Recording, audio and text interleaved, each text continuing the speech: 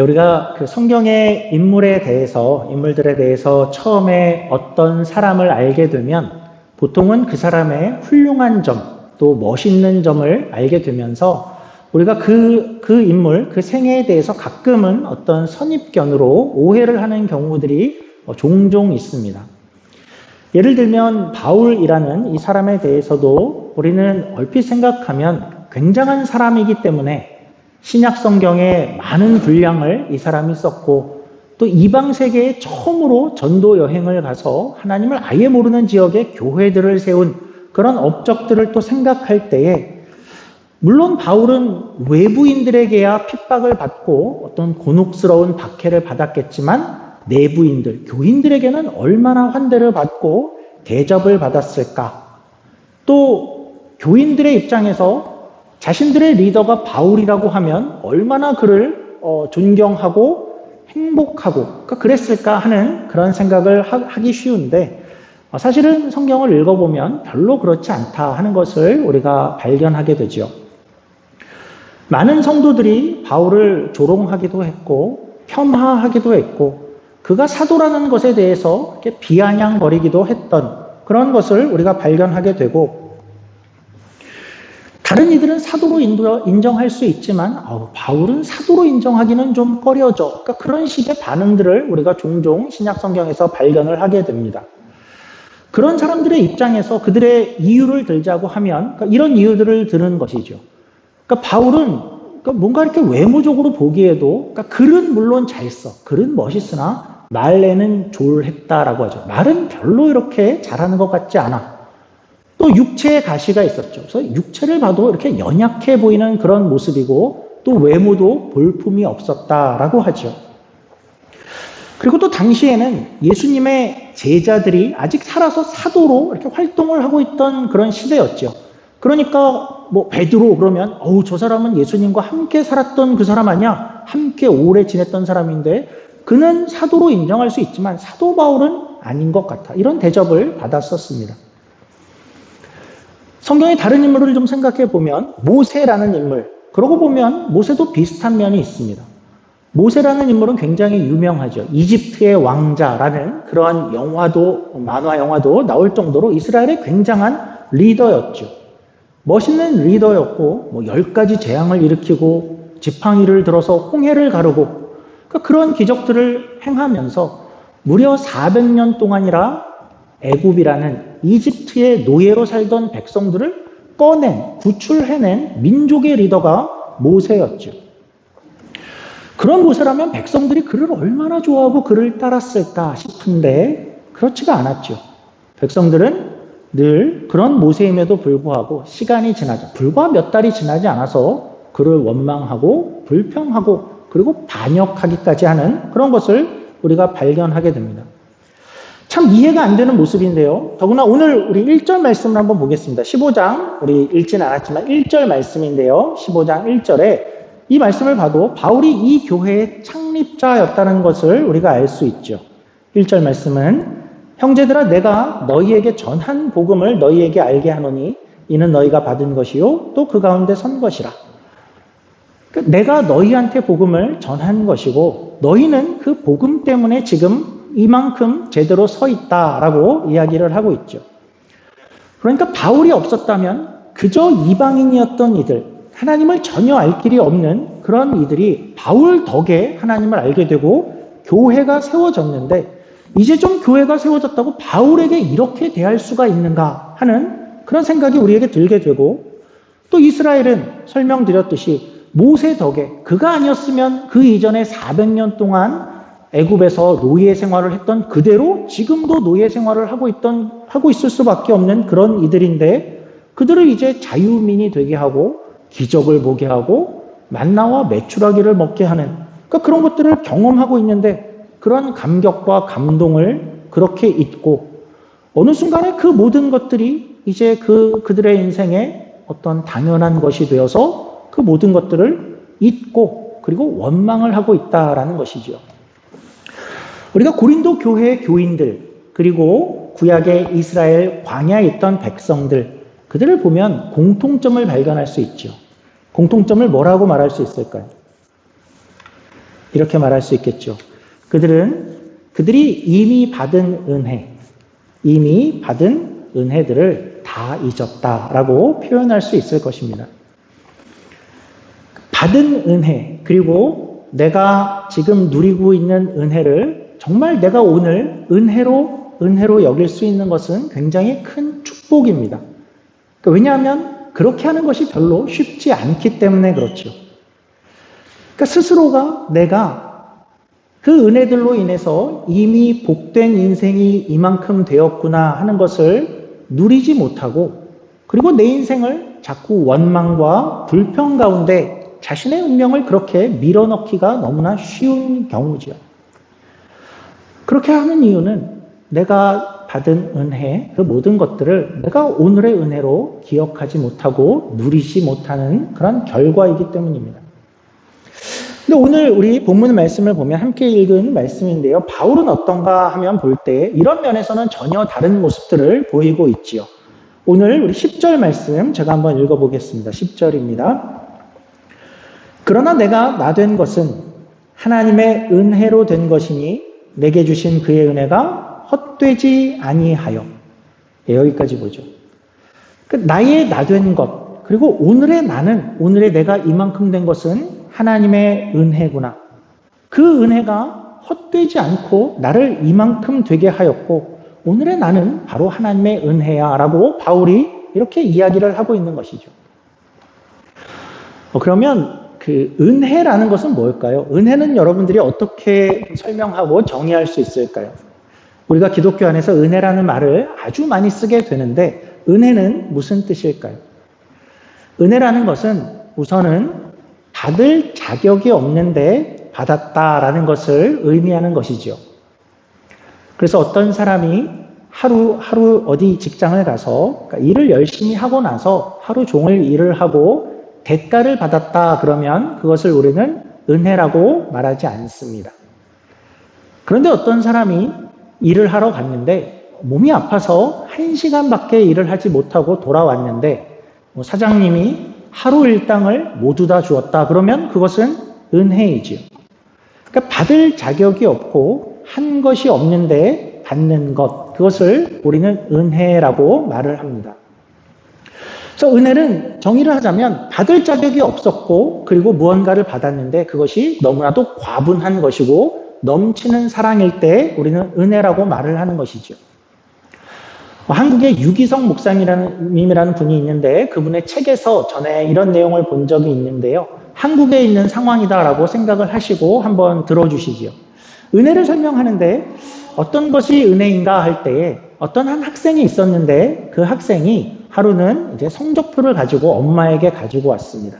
근데 이제 정말 형편없는, 우리의 상상 이상의 아주 형편없는 성적표를 가지고 와서 엄마에게 보여주는데 엄마는 어떻게 반응할 수 있을까? 첫째, 엄마는 이럴 수 있죠. 야, 이놈의 자식아. 내가 볼펜을 굴려도 이거보단 잘 보겠다. 우리가 언젠가 들었던 얘기겠죠. 그렇게 얘기를 하면서 성적표를 집어 던지면서 너는 이렇게 해서는 네가 한 행동에, 네가 한 결과에 마땅한 대가를 너도 치러라. 그러면서 한 달 동안 TV나 오락을 보지 마. 이렇게 얘기할 수 있죠. 인과응보니까 그에 마땅한 결과를 네가 책임져라 라고 엄마가 그렇게 얘기할 수 있을 것이고, 또 다른 엄마는 이렇게도 얘기할 수 있겠죠. 가만히 이렇게 성적표를 받아보다가 물론 가슴속은 막 활활 불이 타고 있지만 겨우 그 마음을 진정시키면서 한숨을 푹 쉬고 이를 악물고 다음에는 좀 잘해라, 그럴 수도 있겠죠. 이런 정도만 돼도 사실은 우리는 그 정도면 은혜다라고 생각을 할 수 있을 텐데, 다른 엄마가 이랬다면 어떨까요? 성적표를 그렇게 형편없는 성적표를 갖고 온 아들에게 아들이 그렇게 풀이 죽어 있는 모습을 보면서 야 아들아, 나는 이 성적 때문에 너를 사랑하고 미워하는 게 아니다. 나는 언제나 그래도 네 편이다. 공부를 이렇게 못하는데 이렇게 시험을 보느라고 얼마나 수고가 많았냐. 우리 한번 외식이나 하러 가자. 만약에 엄마가 그랬다면 그것은 분명히 은혜이죠. 그러니까 이 이야기가 은혜를 어떻게 설명하죠? 은혜라는 것은 늘 내가 행한 마땅한 결과, 마땅한 성과, 그것에 대한 그러한 반응이 아닌 어떤 것이라도 넘치는 사랑을 받는 것이 은혜구나 하는 것을 말해주죠. 그러니까 바울은 자신의 인생을 보면서 늘 이렇게 자신을 표현하죠. 내가 이런 과분한 대우를 받았다. 과분한 사랑을 하나님께 받았다라고 이야기를 하고, 우리가 바울에게서 무언가를 본받아야겠다라고 생각한다면 이런 것입니다. 그 사실을 그는 평생에 그리고 오늘 그것을 기억하고 있다라는 점입니다. 바울이 어떤 사람이었는지 우리 오늘 본문에서도 볼 수 있죠. 바울은 그가 행한 것, 그가 이제까지 과거에 행한 것, 그것에 대해서 어떤 마땅한 결과를 당해야 한다면 어떤 사람이었는가? 우리 9절 말씀 제가 한번 봉독해 드리겠습니다. 9절입니다. 이렇게 바울이 이야기를 하죠. 나는 사도 중에 가장 작은 자라. 나는 하나님의 교회를 박해하였으므로 사도라 칭함 받기를 감당하지 못할 자니라. 그래서 바울은 이렇게 말한 대로 실제로 그는 어떤 사람이었냐 하면 기독교를, 예수를 믿는 자들을 핍박하는 자였죠. 이 기독교를 핍박하는 많은 사람들 중에 그냥 한 사람이었나 하면 그렇지 않고, 심지어는 스데반이라는 아주 신실한 사람을 돌로 쳐서 죽일 때에 그때 주동자였던 사람이 사울이었고 바울이었죠. 그리고 이 사람은 다메섹이라는 곳까지, 그 당시로 봤을 때는 외국에 있는 곳까지 원정을 가면서 세계 어디에 있는 기독교인들이라도 내가 다 때려잡겠다라고 그렇게 원정을 누가 시키지도 않았는데 그렇게 떠날 만큼 그런 하나님의 반대편에서의 열심히 있던 그런 사람이었습니다. 그러니까 그 나라에서 가장 악독한 핍박자, 하나님의 반대편의 선자가 누구야? 그러면 그 바울이었죠. 그래서 그에게 잡혀서 죽은 자가 있었고 투옥된 자가 있었고 매를 맞은 자들이 많았을 것입니다. 그래서 그의 자격을 논하자면, 그의 행동과 생애에 마땅한 그가 받아야 하는 결과를 따지자면 그는 하나님 앞에 크게 혼나야 마땅한 그런 인생임에 분명하지요. 예수님이 그의 눈앞에 나타났을 때에, 그에게 음성으로 나타나셨을 때에 바울은 어땠을까요? 아마 소스라치게 까무라쳤을 것입니다. 와, 나는 이제 얼마나 혼날까 싶었겠죠. 그런데 그가 어떤 대우를 받죠? 하나님이 네가 네 죄를 알렸다? 이렇게 한 것이 아니라, 그러니까 아주 갑자기, 그리고 어떤 면에서는 매우 뜬금없이 바울을 향해서 내가 너를 택했다라고 얘기하죠. 나는 너를 사랑하겠다. 그리고 이제부터 너를 나의 일꾼으로 쓰겠다라고 이야기를 하죠. 그러니까 바울의 입장에서는 분명히 벌을 예상했을 텐데 전혀 예상치 못한 그런 과분한 대우를 받았다라고 오늘 바울이 그것을 이야기하는 것입니다. 그러니까 사실은 현실로 돌아가서 우리가 바울의 입장이 되었다고 생각할 때, 그 당시 바울의 입장에서 고린도 교인들이 이렇게 바울을 이렇게 폄하하고 조롱하고 괴롭혔을 때에 사실은 바울은 이렇게 행동할 수도 있었을 것 같습니다. 그러니까 자기를 그만큼 홀대하는 그런 교인들을 향해서 너무나도 서운한 나머지 그러니까 화를 내면서, 야, 니네가 이렇게 하고도 잘 되나 보자. 뭐 퇴퇴 그러면서 나는 다시는 니네 얼굴을 보나 봐라. 내가 이 교회의 창립자인데 니네가 나를 이렇게 대우한단 말이야. 니네가 누구 때문에 여기까지 이만큼이나 올 수 있었는데 나를 이렇게 대우하는 걸 나는 이제부터 용서할 수가 없다. 내가 없었으면 너희는, 이 교회는 물론이고 너희는 지금 저기 하나님을 모르고 우상이나 섬기고 있을 너희가 지금 이만큼이 되어서 나에게 이럴 수 있냐? 너희 중에 나만큼 성경 아는 사람 있어? 내가 교회로 따지면 교회를 얼마나 많이 세웠냐? 이런 사람을 너희가 어떻게 이렇게 대우할 수 있냐? 그러니까 바울은 아무리 생각해도 충분히 이렇게 갈 만한 사람이었는데 이렇게 가지를 않죠. 늘 성경에서 일관되게 이런 모습을 발견할 수가 없습니다. 그걸 왜라고 하죠? 오늘 말씀처럼 왜라고 하냐 하면, 내가 과거에 어떤 사람이었는지를 내가 기억하고 있고, 그리고 어떻게 내가 오늘 여기까지 왔는지를 기억하고 있기 때문이다 라고 바울은 늘 이야기를 합니다. 그러니까 이런 것은 결코 쉽지 않습니다. 우리는 어떤가요? 여러분들은 어떠십니까? 여러분들은 여러분의 인생에서 은혜로 받은 어떤 것, 참 은혜였어 하는 것을 잘 기억하는 편이신가요? 아니면 잘 잊어버리시는 그런 편인가요? 어떻습니까? 저는 제 인생에 그렇게 받은 은혜가 그만큼 큰 건 없는 것 같아요 라고 혹시 이야기하신다면 그러면 아마도 여러분들은 은혜를 쉽게 잊는 사람일 것입니다. 하나님이 오늘 여러분을 여기까지 이 자리에 앉히시기까지는 하나님께서는 아마도 수없는 은혜와 또 오래 참으심과 기다림의 그런 은혜를 베푸셔서 여러분이 여기까지 온 것일 것입니다. 그런데 은혜가 난 별로 없는 것 같아요 하신다면 아마도 쉽게 잊는 편이실 것입니다. 또 여러분의 인생 가운데에서 간절했던 기도 제목들 가운데에 기억나는 것들은 어떤 것들이 있습니까? 아마도 제가 생각해 그런 시간들, 그런 과정들 가운데에서 여러분들은 분명히 하나님의 은혜를 경험한 그런 시간들이 있었을 것입니다. 하나님께서 은혜로 채워주신 그 모든 것들을 여러분들이 가지고 계실 것이죠. 한번 돌아보시죠. 잠시 돌아보면 어떤 직장의 문제 때문에 고민을 했거나 또 이렇게 갈등을 겪었던 어떤 순간들, 또 결혼의 문제, 그런 과정들 가운데의 시간들, 또 아이의 문제로 애가 탔던 많은 시간들도 있고 마음 졸였던 그런 시간들도 있었고 또 건강 문제 때문에 힘들었던 그런 시간들도 여러분들 가운데에 있었을 것입니다. 어떤 사고 때문에 뜻밖의 어떤 사고와 사건 때문에 당황했던 그런 순간들도 있어서 하나님을 찾을 때가 있었을 것이고 경제적인 문제로 힘든 시간을 보낸 적도 있을 것입니다. 그런 문제들, 그런 고비들을 여러분들은 어떻게 넘어오셨습니까? 모든 고비들을 나는 하나님 없이 혼자 힘으로 다 넘어왔어 라는 분이 혹시 계신가요?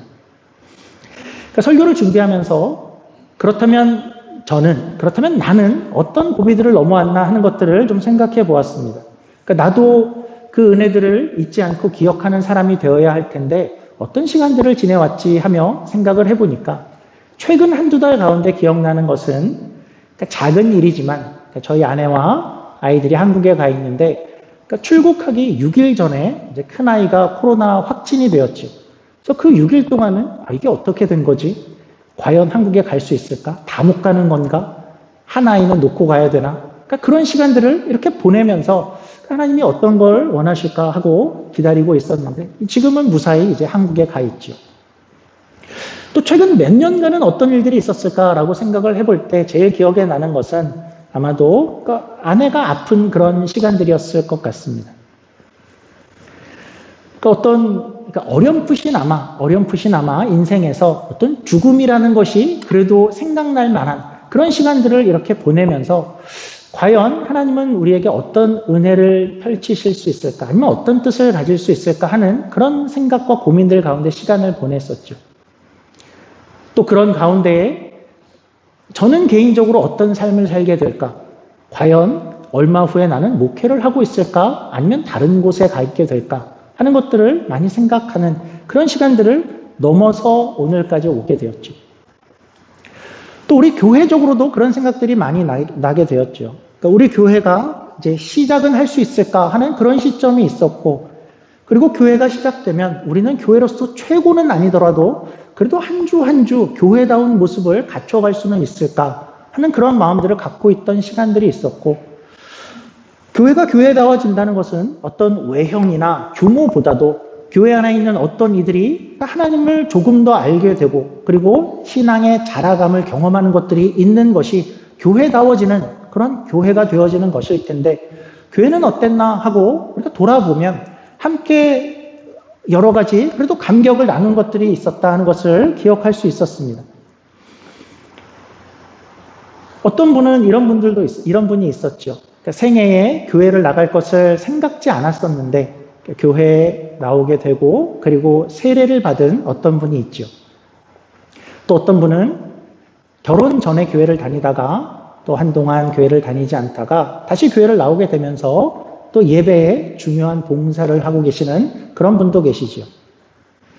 또 어떤 분은 수요일 성경 공부가 숙제가 너무 힘들다라고 이야기를 하면서도 이런 성경 공부는 처음 해본다고 그래도 성경이 재밌다라고 이야기해 주시는 분도 있죠.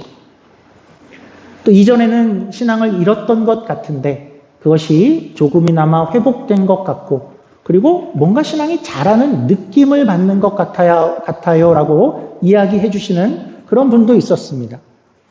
그러니까 여러분들 마음속에 지금 그게 누구지 하고 퀴즈를 맞추실 텐데 힌트를 드리자면 다 여기에 없는 분들입니다. 여기 있는 분들 얘기를 하면 쑥스러우실까봐 없는 분 얘기만 하고 있는데요. 없는 분 얘기는 늘 재밌으니까 한 분의 얘기를 더 해보죠. 없으니까 실명을 얘기하자면 우리 전재영 형제가 이전에 교회를 다니지 않은 그런 친구였죠. 근데 교회를 다니고 우리 지난주에 같이 포스코를 같이 갔습니다. 그분의 아이들과 함께 포스코를 가서 이제 재영 형제가 장을 보다가 우리 그냥 목사님 집에 가도 뭐 따로 먹을 게 없으니까 우리 피자나 핫도그를 사서 식사를 한 끼 때우고 갑시다. 그래서 푸드코트에 음식을 사가지고 왔습니다. 그래서 이렇게 앉아서 제가 음식을 펼쳐서 먹으려고 하는데 재영 형제가 저에게 이렇게 이야기를 합니다. 목사님 잠깐만요.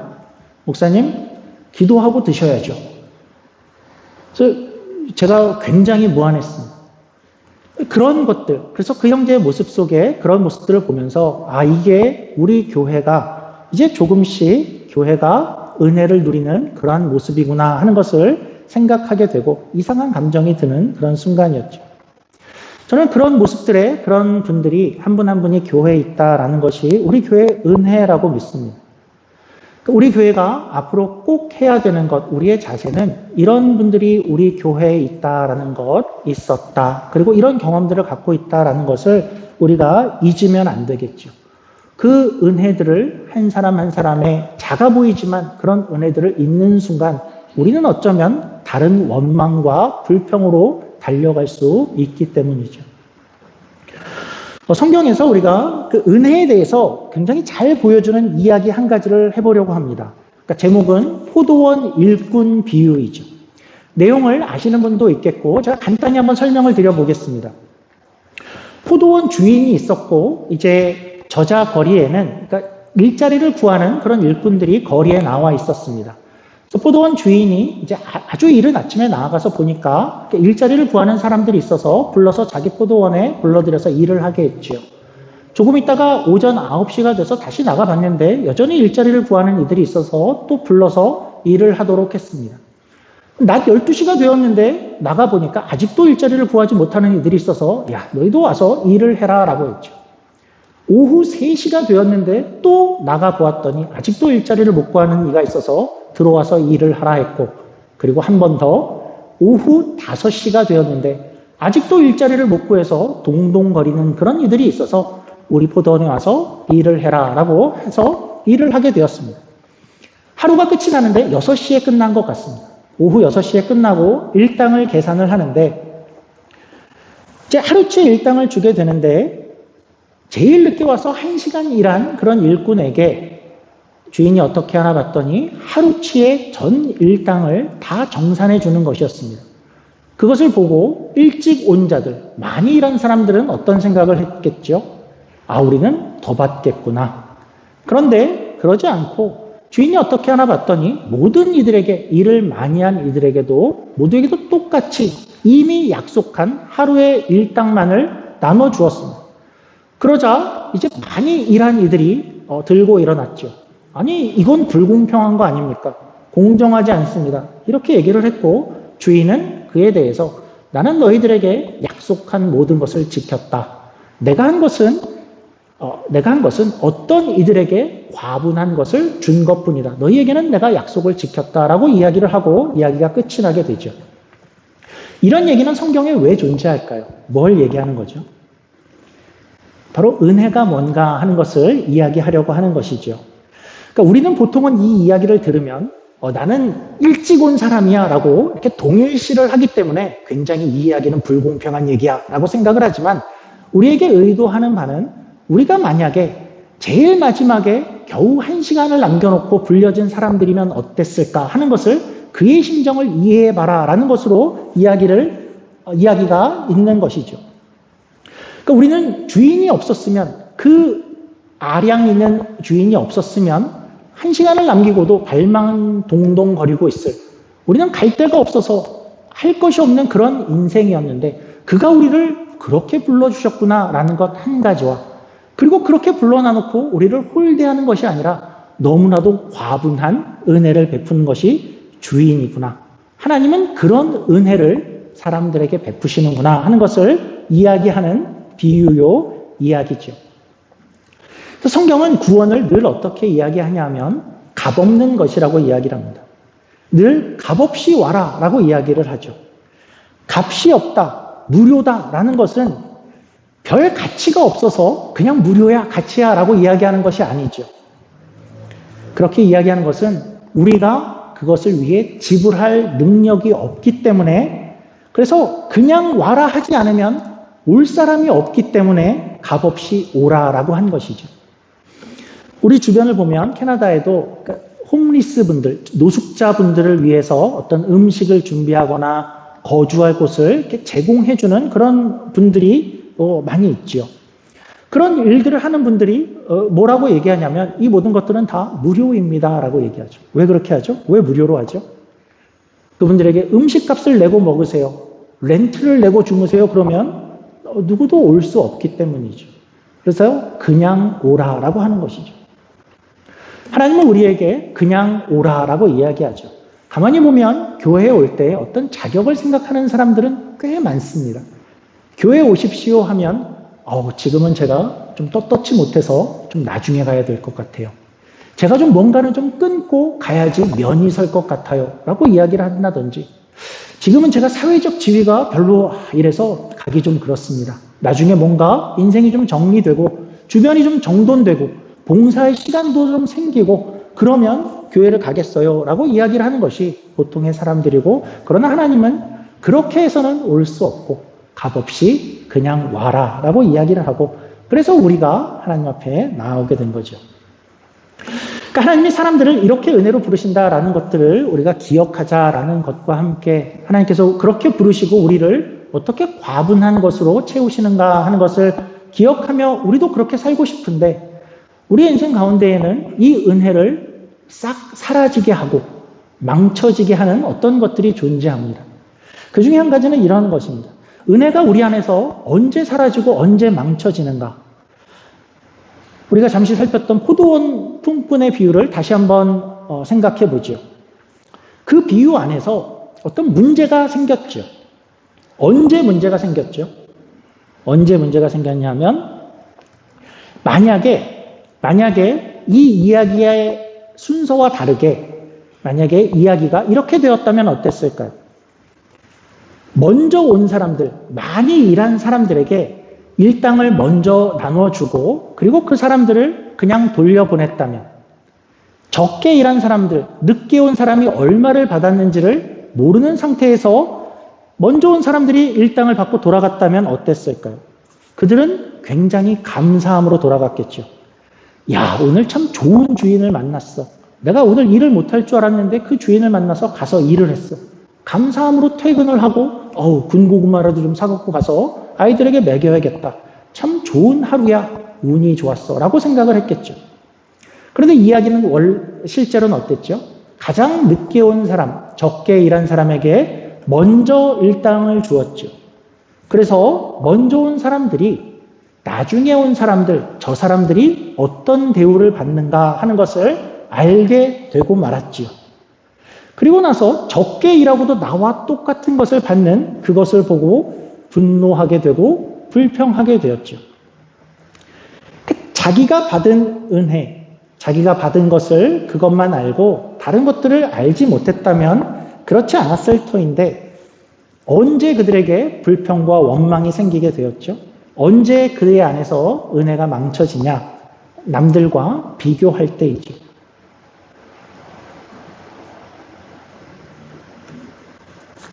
그렇죠. 12시에 온 사람들, 3시에 온 사람들도 마찬가지일 겁니다. 그들이 12시에 와놓고 3시에 와놓고 하루치의 일당을 받았으면 그들은 감사함으로 돌아갔을 것입니다. 그런데 나보다 적게 일한 이가 나와 같은 것을 보게 된 그 순간에 이제 그것을 비교하게 되자 그 안에서 있어야 할 은혜가 사라지게 된 것이죠. 현대 사회에서 많은 불행은 SNS에서 온다라는 이야기를 하죠. 그냥 하루하루를 우리는 잘 살다가 어느 날 SNS를 보면서 다른 사람들의 모습을 비교하게 되면서 내 삶이 갑자기 다른 모습으로 보이기 시작할 때가 있죠.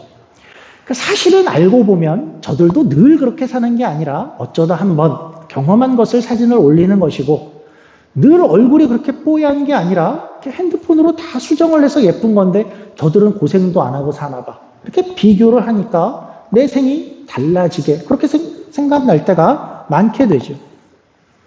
우리도 그렇죠. 우리는 캐나다에서 이만큼 정착을 하고 오늘을 이렇게 살고 있는데 어느 날 갑자기 저 가정은 캐나다에 온 지 한 2년밖에 안 됐는데 저렇게 살고 있대 라는 것이 들어오거나 왜 저 가정은 저렇게 행복해 보이지? 왜 저 집 애들은 저렇게 훌륭해 보이지? 우리 집 애들은 왜 이러지? 남편이 문제인가? 아내가 문제인가? 그러니까 모든 생각들이 이렇게 비교해서 나오게 되죠. 교회적으로도 비슷하죠. 교회적으로도 저 교회는 시작한 지 1년밖에 안 됐대. 그런데 저렇대. 저 교회는 2년 됐대. 그런데 저렇대. 그 비교는 과연 옳은 것일까요? 기독교에 있어서 하나님을 믿는다라는 것을 이렇게 표현한 분이 있습니다. 기독교에서 내가 정말 하나님을 믿는가라는 것은 첫째는 나에게 있는 모든 것은 하나님께서 주신 것이다 라는 것을 믿는 것이고 둘째는 나에게 지금 없는 것이 있다면 그것은 하나님이 필요치 않아서 주시지 않은 것이다 라는 것을 믿는 것이고 세 번째는 그 어떠한 것이 나에게 필요한 때가 된다면 하나님께서 채워주실 것이다를 믿는 것이 그러니까 다른 비교를 하는 것이 아니라 하나님을 그렇게 신뢰하는 것이 그것이 믿음이다라고 하죠. 은혜의 가장 위험한 것이 한 가지 더 있다면 그것은 이런 것일 겁니다. 은혜에 익숙해지는 것이겠죠. 이스라엘 백성들이 광야에서 만나를 먹을 때에 만나를 보고 나서 우리가 상상을 해보자면 굉장히 큰 난리가 났던 것 같습니다. 물론 그 만나라는 것을 경험하고 나서 어떤 환호와 놀람은 물론이고 그래서 어떤 일이 벌어졌냐 하면 만나를 가져다가 구워서 먹기도 하고 쪄서 먹기도 하고 아마도 튀겨서 먹기도 하고 무슨 요리 대회가 열린 것 같습니다. 야 이걸 우리가 이렇게도 먹을 수 있어 하고 큰 감격이 있었죠. 그런데 어떻게 됐죠? 시간이 지나면서 그들이 그것에 익숙해졌죠. 그러자 만나는 이제는 어느 순간 당연한 것이고 다른 것 내놔라가 되었죠.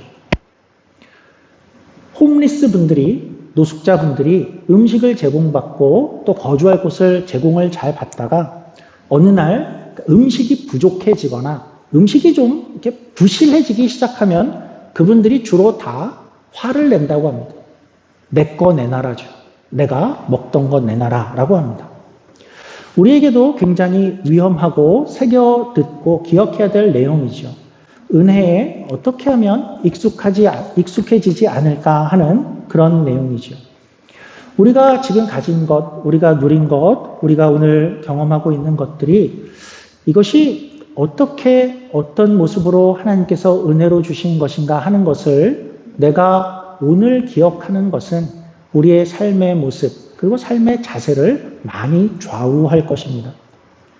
우리 교회를 향해서 하나님께서 어떤 일을 하시고 어떤 좋은 것들로 채워주셨는가 하는 것을 기억하는 것이야말로 그것이 우리 교회를 더욱더 사랑하며 또 즐거운 마음으로 섬기게 하는 그런 원동력이 될 것이겠죠.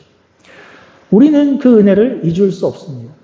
우리 교회 이름이 무려 시냇가 은혜교회이기 때문이죠. 그러니까 바라기는 우리가 누리는 이 은혜에 오늘도 감사하며 그리고 은혜가 은혜였구나 하는 것을 사도 바울의 고백처럼 그를 홀대하는 어떤 이들 앞에서도 내가 받은 은혜가 훨씬 더 크다를 고백할 수 있는 그러한 우리의 인생 하루가 되기를 주의 이름으로 축원합니다. 기도하겠습니다. 하나님 아버지, 우리는 많은 것들을 잊고 살고 잊기 쉬운데 하나님께서 베푸신 은혜들은 늘 기억하며 살 수 있는 그런 신자가 되어지길 원합니다.